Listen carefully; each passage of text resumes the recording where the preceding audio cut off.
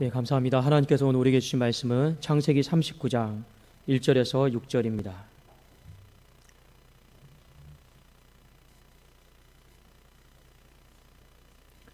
창세기 39장 1절에서 6절, 구약성경 61면에 있습니다.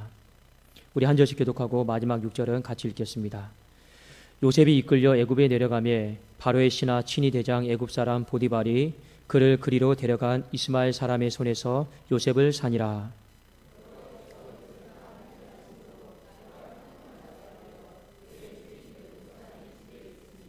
그의 주인이 여호와께서 그와 함께 하심을 보며 또 여호와께서 그의 범사에 형통하게 하심을 보았더라.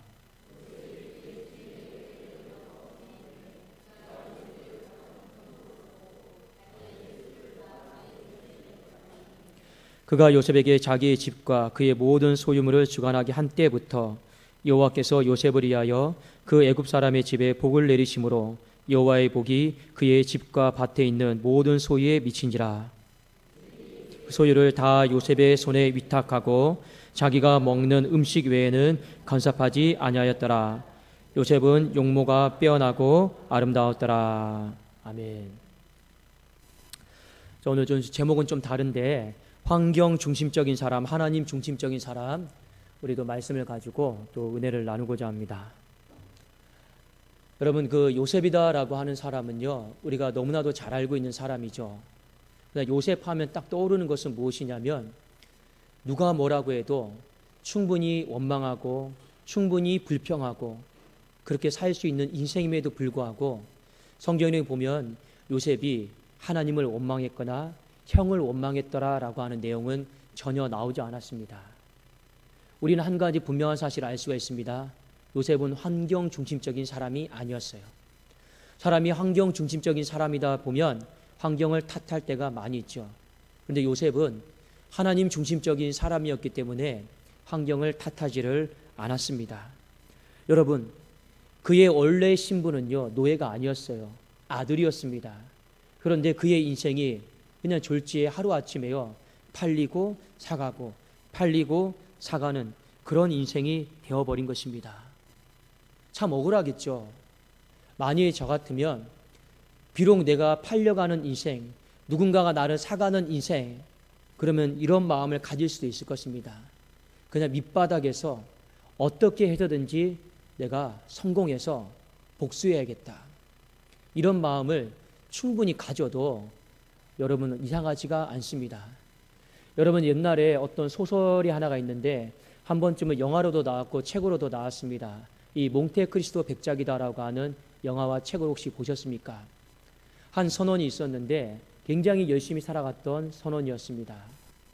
그런데 누명을 써가지고 약혼녀도 빼앗겼어요. 그리고 다시는 돌아올 수 없는 감옥에 갇혀버렸습니다. 그런데 이 사람이 그 속에서 어떤 한 신부를 만납니다. 그리고 어느 곳에 보화가 많이 있다라는 이야기도 듣게 됩니다. 극적으로 탈출을 하죠. 극적으로 탈출해서 재물을 얻고 백작으로 변신해서 한 사람 한 사람 복수해 나가는 장면이 바로 몽테크리스토 백작의 내용이었습니다. 제가 어렸을 때 이 책을 읽었는데 너무 재밌었어요. 여러분, 왜 재밌었느냐? 복수하는 거 재밌잖아요. 그래도 어렸을 때 야, 정말 이렇게 멋지게 복수한다. 그게 참 멋져 보였어요. 근데 제가 컸을 때 영화로도 나왔더라고요. 그 복수하는 걸 참 잘 그려놓은 영화가 바로 몽테크리스토 백작입니다. 아마 요셉이 이렇게 살았어도 너가 그렇게 사는 것은 잘못되었다라고 말할 수 있는 사람은 아무도 없어요. 근데 요셉은 그렇게 살지 않았습니다. 환경 중심적인 사람으로 살지 않고 하나님 중심적으로 살았다라고 하는 걸 성경이 우리에게 보여주고 있죠. 자, 시편 105편 17절, 18절, 19절인데 자, 우리 한번 같이 볼까요? 자, 시편 105편 17절, 18절, 19절입니다. 자, 같이 한번 읽겠습니다. 시작. 그가 한 사람을 앞서 보내셨으며 요셉이 종으로 팔렸도다. 그의 발은 착고를 차고 그의 몸은 쇠사슬에 매었으니 곧 여호와의 말씀이 응할 때까지라. 그의 말씀이 그를 단련하였도다. 요셉의 인생은 착고에 차인 인생이었습니다. 감옥에 갇힌 인생이었죠. 그런데 그가 감옥에 갇혀 있으면서도 환경에 갇혀 있었지만 그는 하나님 중심적인 사람이었다라는 걸 성경이 보여주고 있잖아요. 왜냐? 말씀에 나와 있잖아요. 여호와의 말씀 앞에 단련을 받은 겁니다. 훗날 그가 착고가 풀렸어요. 왜 풀렸습니까? 하나님 보시기에 테스트가 끝난 거예요. 단련이 끝난 거예요. 그러니까 하나님이 착고를 풀어주신 것입니다. 하나님이 요셉의 인생을 보면서 훈련을 시킨 거죠. 환경 중심적인 사람이 되지 마라. 환경 탓하지 마라. 사람 탓하지 마라.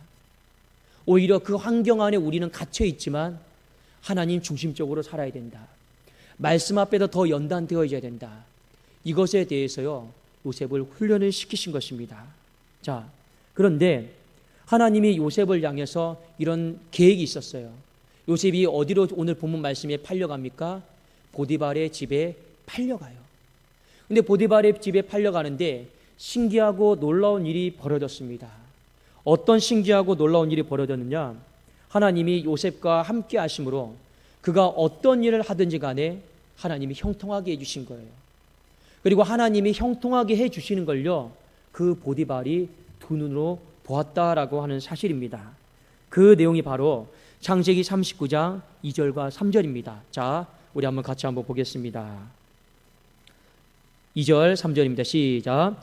여호와께서 요셉과 함께 하심으로 그가 형통한 자가 되어 그의 주인 애굽 사람의 집에 있으니 그의 주인이 여호와께서 그와 함께 하심을 보며 또 여호와께서 그의 범사에 형통하게 하심을 보았더라. 여러분, 창세기 12장에 아브라함 기억나십니까? 아브라함이 갈대아 우르에서 하나님 앞에 부름을 받습니다. 부름을 받을 때 하나님이 이렇게 말씀하세요. 창세기 12장 2절에 내가 너로 큰 민족을 이루고 내게 복을 주어 내 이름을 창대하게 하리니 너는 복이 될지라고 했어요. 자, 아브라함에게 하나님은 복으로 임명해 주셨습니다. 그 사람을 복으로 세우셨어요. 여러분, 아브라함의 아들이 누굽니까? 이삭에게 넘어갔어요. 복이 그대로 이삭에게 넘어갔습니다. 왜냐하면 이삭은 독자였으니까 선택의 여지가 없었죠. 그 다음에 이삭의 여러분 아들이 누굽니까? 에서와 야곱이에요. 자, 하나님은요, 에서가 장자임에도 불구하고 그 복을요, 야곱에게 넘겨주셨습니다. 50% 50%죠. 야곱에게 몇 명의 아들이 있습니까? 12명의 아들이 있어요. 복이 여러분 누구에게 넘어가게 될지 참 난감스럽죠. 그런데 하나님은요, 그 12명의 아들 중에서 그 복을 누구에게 주셨느냐? 요셉에게 넘기셨습니다. 어떻게 보면 요셉이 지금 창세기 39장에 보디발의 집에 와서 형통한 자가 되었더라. 그 복은 그냥 아브라함 때 약속하셨던 그 복이요, 흘러온 것이에요. 그냥 흘러온 것이에요. 자, 이 복이 흘러왔습니다. 여러분 한번 잘 생각해 보세요. 왜 하필 그 복이 요셉에게로 흘러갔을까? 물론 그 모든 것들은 하나님의 주권이죠. 그런데 우리가 성경의 결과를 봤을 때는 한 가지 답을 찾을 수가 있습니다. 그것은 무엇이냐? 요셉이 환경 중심적인 사람이 아니었고 하나님 중심적인 사람이었기 때문에 하나님은요, 12명의 아들 중에서 요셉을 주목하신 겁니다. 그리고 요셉에게 복을 다 주시기로 작정을 하신 거예요. 사랑하는 여러분, 자, 근데 이 보디발의 가정 안에 하나님이 또 놀라운 역사가 벌어집니다. 어떤 역사가 벌어지느냐? 하나님이 아브라함에게 창세기 12장 2절에서 너는 복이다. 그 다음에 3절에 뭐라 말씀하셨습니까? 너를 축복하는 자에게 내가 축복을 주겠다고 했어요. 자, 보디발의 집에 왔는데 보디발이 요셉을 축복해요. 그 말씀이 그대로 이루어집니다. 축복해요. 그러니까 여러분, 어떤 일이 벌어집니까? 보디발의 모든 재산이요, 증식이 되고 밭과 모든 소유에요, 번성함이 일어나기 시작했습니다. 보디발은요, 요셉에게 모든 걸 다 이임했어요. 이임했다라고 하는 말은 여러분 어떤 뜻입니까? 당신에게 다 줘서 다시 나에게 축복을 돌려달라는 뜻입니다. 그게 이임이에요. 자, 그런데 이 보디발의 집에서 지금 이런 일들이 이루어지고 있잖아요. 근데 이 일에 여러분 시발점은 어디냐? 창세기 12장 2절 3절이에요. 너는 복이다. 너를 축복하는 자에게 내가 너를 축복했다라고 하는 그 사실 하나만으로도 나는 그 사람을 무조건 너를 위해서 축복할 것이다. 그 놀라운 하나님의 꿈과 비전이 지금 어디에서 이루어지느냐? 보디발의 가정 안에서 이루어지고 있다라고 하는 것입니다.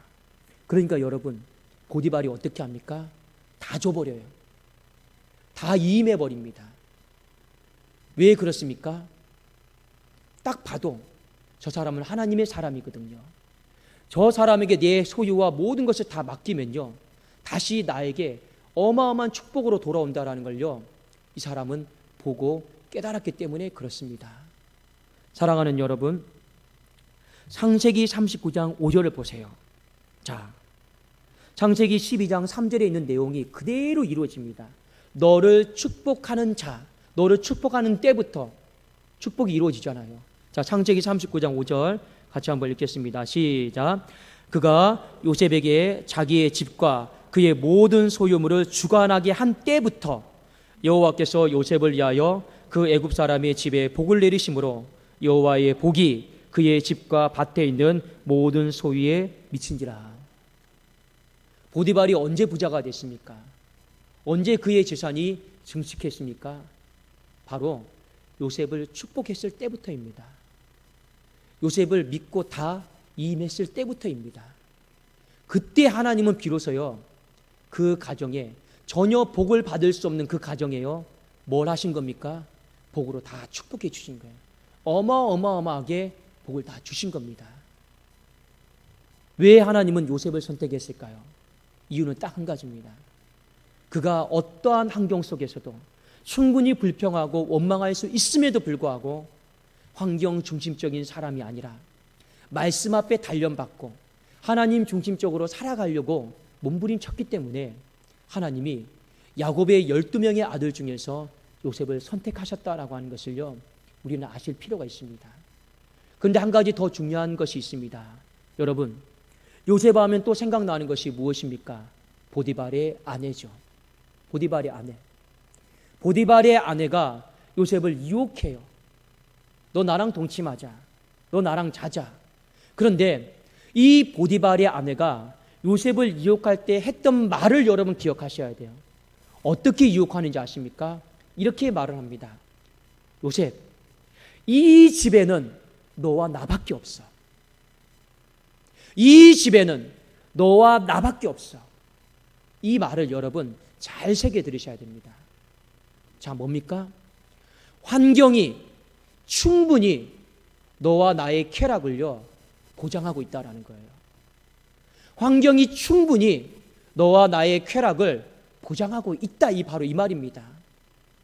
보디발의 아내가 그렇게 유혹해요. 이 집에는 너와 나 외에는 아무도 없다. 그리고 우리가 잠시 즐겨도 문제될 거 아무것도 없다.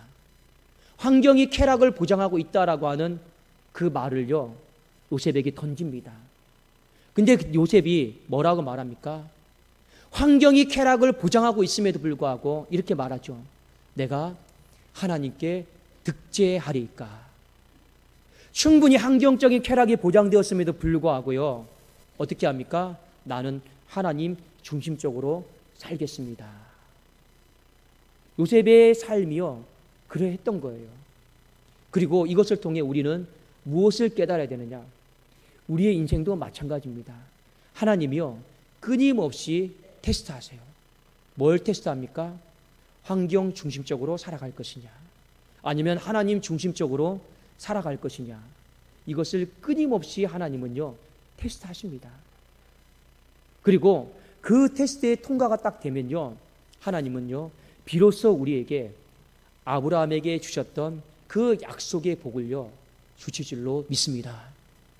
여러분, 그 복은요, 정말 위대한 복이에요. 얼마만큼 위대한 복이냐?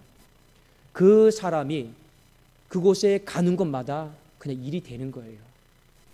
그 사람이 그곳에 들어가기만 하면요, 안 되던 것이요 되는 거예요. 하나님이 이렇게 말씀하셨죠. 하나님은 없는 것을 있는 것으로 만드시고 무너진 것을요 하나님은 세우시는 분입니다. 이게 바로 그 복입니다.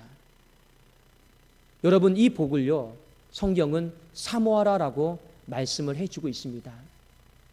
그냥 믿는다라고 해서 다 복의 자녀가 되는 게 아니에요. 믿음은 구원과 관련된 문제지 복의 문제는 아닙니다. 이 복의 문제는, 복의 사람이 되는 건 별개의 문제예요. 믿는다고 해서 다 복 받는 거 아니에요. 하나님이 복을요 부어주시는 사람은요 구별은 되어 있다라고 하는 것입니다. 12명의 아들이 다 구원 복 받은 거 아니잖아요. 요셉에게 하나님은 복을 몰아주셨습니다. 이럴 수 있죠. 왜 요셉에게만 몰아주십니까? 그건 하나님의 뜻이에요.